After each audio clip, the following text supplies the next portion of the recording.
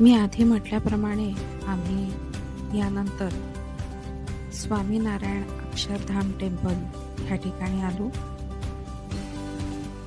सुरुवातीपासूनच अतिशय सुंदर असं क्लासिकल म्युझिकने आमचं स्वागत झालं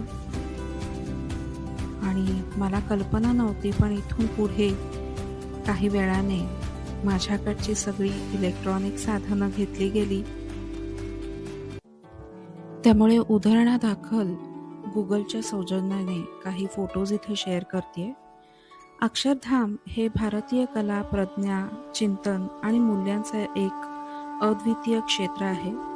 सुमारे 100 एकर जमिनीवर 5 वर्षात संत विभूती प्रमुख स्वामी महाराजांनी याची निर्मिती केली आहे. येथील 3 द्वार म्हणजेच दशद्वार, भक्तिद्वार, मयूरद्वार अतिशय आदराने आपलं स्वागत करतात. इथलं अक्षरधाम महालय म्हणजेच मुख्य मंदिर स्वामीनारायणांची पंचधातू मिश्रित स्वर्णमंडित 11 फूट उंचीची मूर्ती, तसंच इतर देवतांच्या संगमरवरी मूर्ती जसं की श्री लक्ष्मीनारायण, रामसीता, कृष्ण राधा, महादेव पार्वती या आवर्जून पाहाव्यात अशा आहेत. तसंच मंडोवर म्हणजेच मुख्य मंदिराची बाहेरची बाजू, गजेंद्र पीठ, सहजानंद दर्शन हा 50 मिनिटाचा कार्यक्रम, नीळकंठ दर्शन हा महाकाय चित्रपट, 15 मिनिटाचा नौका विहार, यज्ञपुरुष कुंड आणि म्युझिकल फाउंटन्स जे ऑक्टोबर ते मार्च ह्या काळात संध्याकाळी 6:45 वाजता सशुल्क बघता येतं. नारायण सरोवर, योगी हृदय, कमल ही वास्तू, भारत उपवन हे सांस्कृतिक उद्यान, या सगळ्याच गोष्टी निव्वळ अनुभवणंच योग्य. ह्या सगळ्या गोष्टींची अनुभूती घेऊन मी रेड फोर्टकडे निघाले. स्वामीनारायण टेम्पलमधून निघून मी पांडारा रोडवरच्या पिंडी रेस्टॉरंटमध्ये तिथले प्रसिद्ध पिंडी छोले आणि भटुरे खाऊन नंतर मग रेड फोर्ट म्हणजेच लाल किल्ला ह्या ऐतिहासिक वास्तूत आले. 15 ऑगस्ट 1947 रोजी भारताचे पहिले पंतप्रधान जवाहरलाल नेहरू यांनी लाल किल्ल्याच्या मुख्य प्रवेशद्वार लाहोरी गेटवर भारतीय ध्वज फडकवला. त्यानंतर प्रत्येक वर्षी 15 ऑगस्टला भारताचे पंतप्रधान मुख्य दरवाजावर राष्ट्रीय तिरंगा फडकवतात आणि नंतर किल्ल्यावरून संपूर्ण देशाला उद्देशून भाषण देतात. हा किल्ल्याचा मुख्य दरवाजा आहे.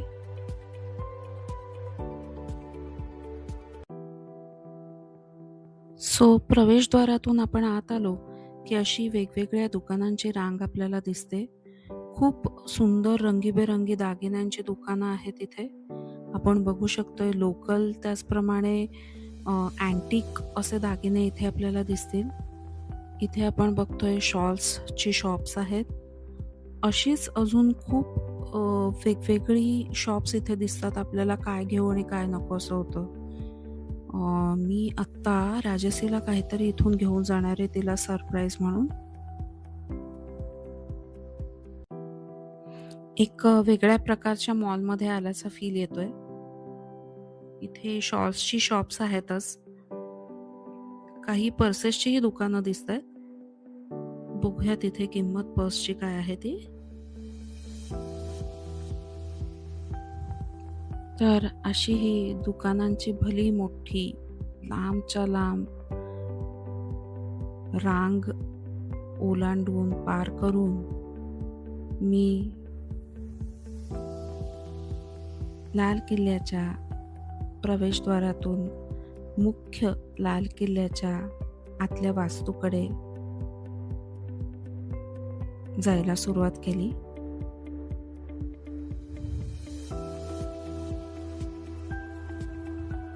असं वाटत होतं थांबून आणखीन शॉपिंग करावी.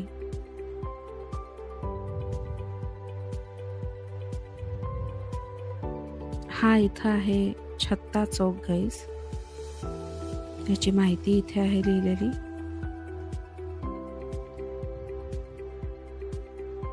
आल्या आल्या समोर आपल्याला डोळ्यांना दिसेल ती एक मोठी वास्तू, ह्यूज महाल आहेत, मोठमोठ्या बागा आहेत. आज होळीचा दिवस असूनही इथे लोकांची चांगलीच चहलपहल दिसत होती.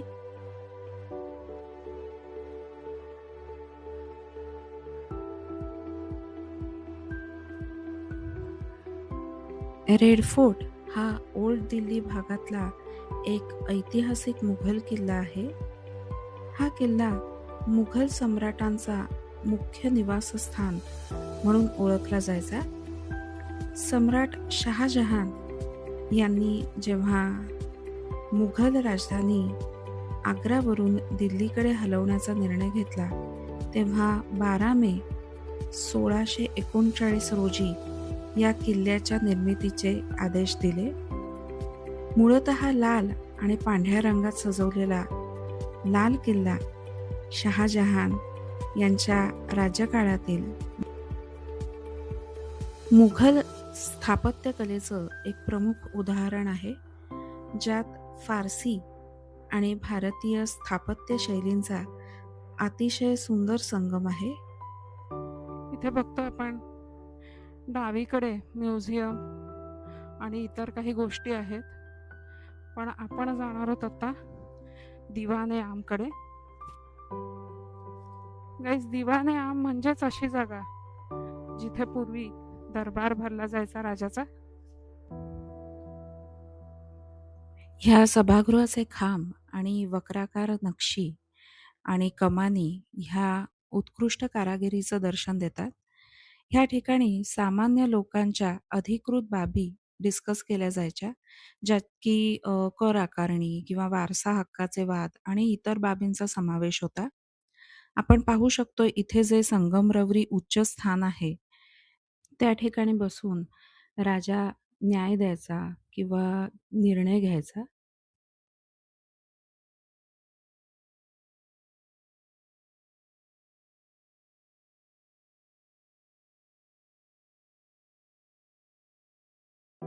दिवाने आमच्या मागच्या बाजूला आपण बघू शकतोय हे दिवाने खास.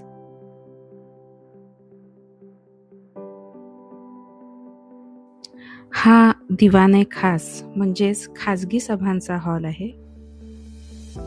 ह्याची बांधणी 1648 मध्ये केली होती. हे ते ठिकाण होतं जिथे मुघल सम्राट शहाजहान हे दरबारातल्या आणि राज्याचे पाहुणे यायचे, त्यांचा सत्कार करायचा. हा महाल शाह महाल म्हणूनही ओळखला जायचा.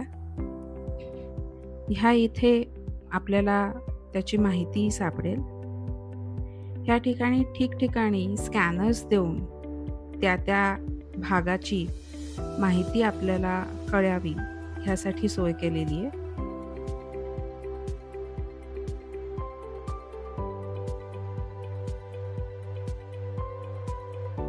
हा आहे इथला रंगमहाल. ह्या महालाच्या इमारतीच्या आतील भागात एकेकाळी अतिशय हे भाग समृद्धतेने रंगवलेले आणि सजवले गेले होते आणि काही भागाच्या छतावर झाकलेल्या आरशाचे लहान तुकडे लावले होते, त्यामुळे याला शीश महाल देखील म्हणायचे.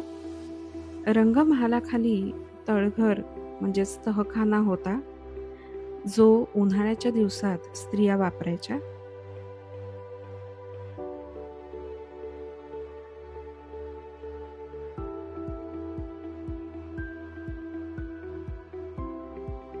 ह्या मोठमोठ्याल्या बागा, मोठमोठाले वाडे, इथली कारंजी आणि सगळी भव्यता बघून आपले डोळे दिपून जातात.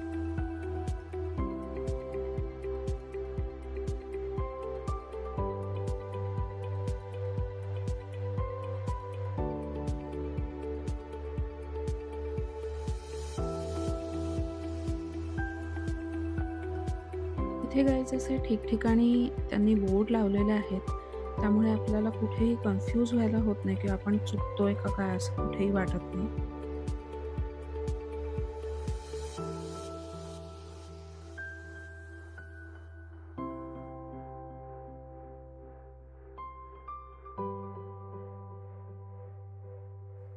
ह्या इथे मगाशी आपण बघितलेली दिवाने आमची बिल्डिंग आहे. त्याच्या मागच्या बाजूला दिवाने खास आणि रंगमहाल आणि ह्या बाजूला उजवीकडे मुमताज महाल असे सगळे महाल आहेत.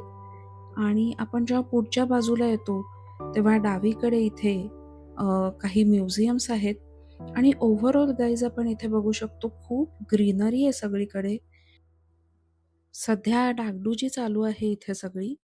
सो एकदा ते कंप्लीट झालं की हा फोर्ट बघायला यायला आणखीन मजा येईल.